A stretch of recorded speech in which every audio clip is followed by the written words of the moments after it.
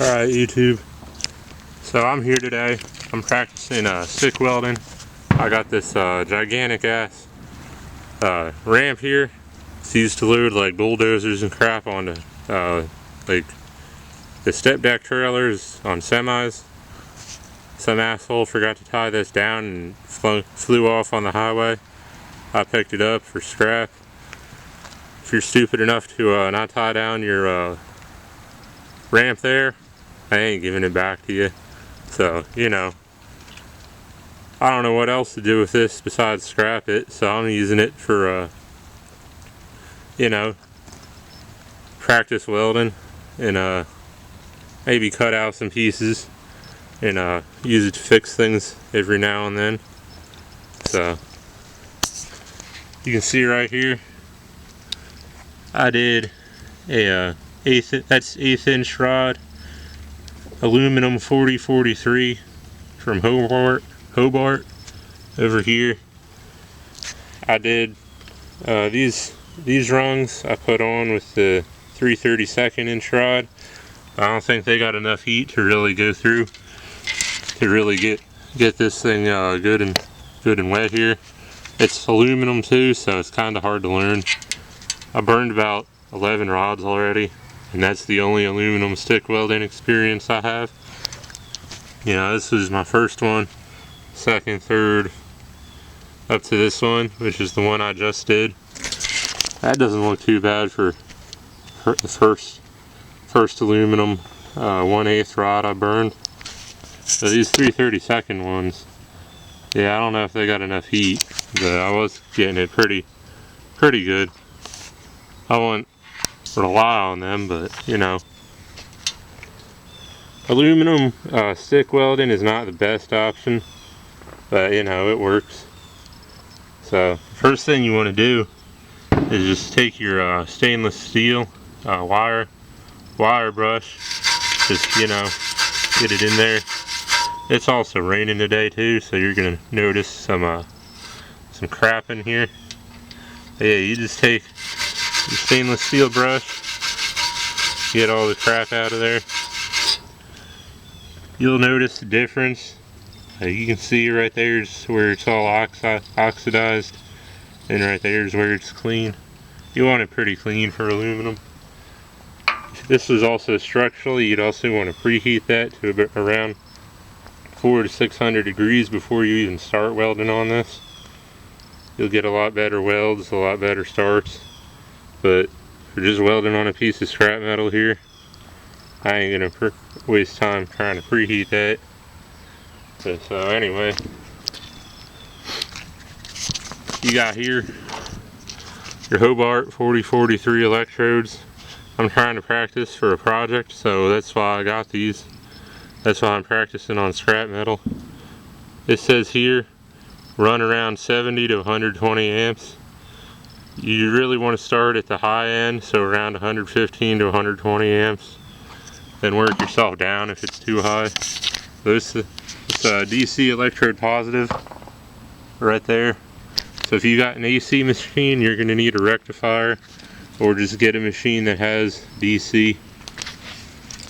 So that's where I ran that 1/8 inch rod. It's pretty well up to the 120 on the stick mate, DC electrode positive. This gauge is also known to be off a little bit, so that's why I didn't turn it up all the way to the 120. So it's somewhere around there. I'm running it off of a generator sitting over there, and yeah, I'll hook this thing up and let you see how it welds. Alright, when you start these aluminum welds, you want to hit it hard. You want to hang out here, let that arc build up. And if the heat builds up, then you can start moving. You're going to move real fast. Very important when you start, you don't want it to go like a steel. You want to stop there, hang out there for a big end job.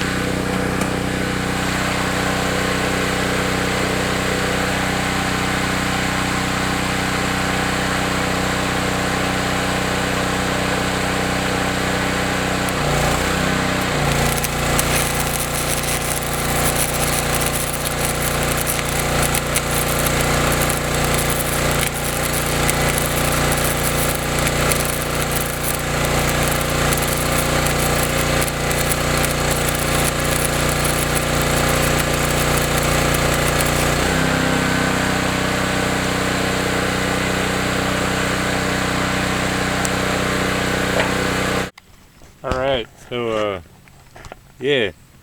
So look, let's see what we did here. Now this one here, that one's the first one I did here. I don't know if I'll put that in the video just to save time and whatnot. I didn't really, I mean the weld's not too bad, but I sort of started to drift more up this way onto this piece. So, you know, that's not in the best position right there. It'd be kind of hard to restart that one and get a good weld, but yeah. That was only the second rod I ever burned with these 1/8 inch ones. Probably the 12th aluminum rod I've ever burned. So it's not too bad. This one here is the second one I did. You'll notice here, if my camera zooms in. Oops. Yeah, that ain't working. Zoom out here.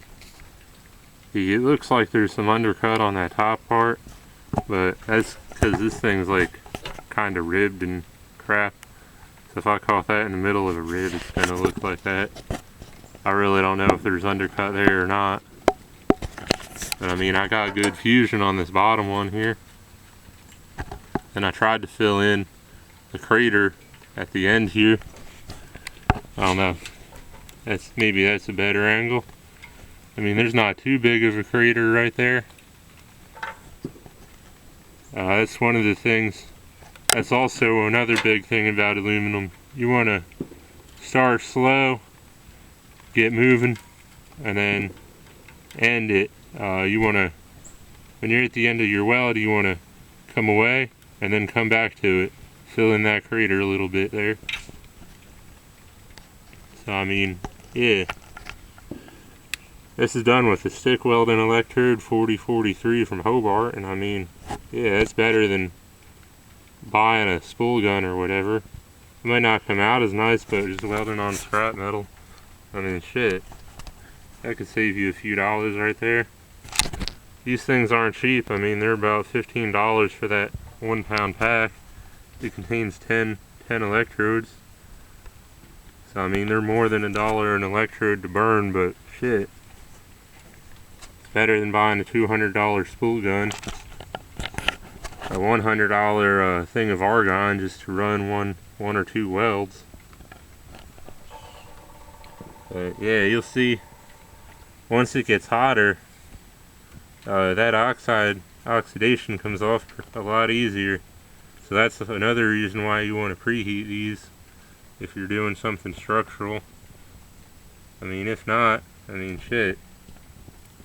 I just did that, no preheat or nothing, just the heat from the other welds. But aluminum cools off pretty quick. I did this about a minute or two ago, and it's so cool I can touch it with my fingers.